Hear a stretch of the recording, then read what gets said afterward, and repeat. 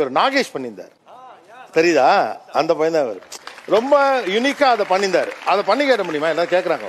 ஹோட்டல்ல ஒரு பெண்ணை பார்த்தேன்டா, அவ எப்படி தெரியுமா? அதை சப்பா அவ கண்ணு இல்ல, கண்ணை விடுறா, மூக்கு எடுத்துக்க, மூக்கு எடுக்காத, முகத்தை எடுத்துக்கடா, சுத்தி வளப்பான எந்த அழகான பெண்ணு அவ கிட்ட நிக்க முடியாதுடா. கிட்ட என்னடா, தூரவே நிக்க முடியாதுடா. அவ்வளவு பிரமாதமா இருந்தாடா. இருக்கட்டுமே, அழகா இருக்கிறது அவ தப்பு இல்லையே. அவ என்ன பார்த்து ஐ லைக் யூ, உங்களை எனக்கு ரொம்ப பிடிச்சிருக்கு அப்படின்னு சொன்னாடா.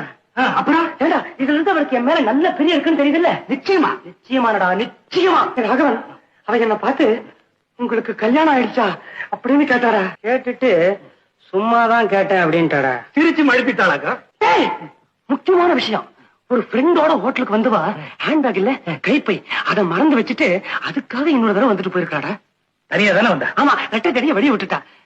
ராகவா, அதுக்கு என்னடா அர்த்தம்? அவ உன்னை தனியா சந்திக்கணுங்கிறதுக்காக வந்திருக்கா. ஏன் சந்திக்கணும்? உங்ககிட்ட பேசுறதுக்கு. ஏன் பேசணும்? அவளுக்கு ஒண்ணு ரொம்ப பிடிச்சு போச்சு. ஏன் பிடிச்சு போச்சு? யார் அவன்?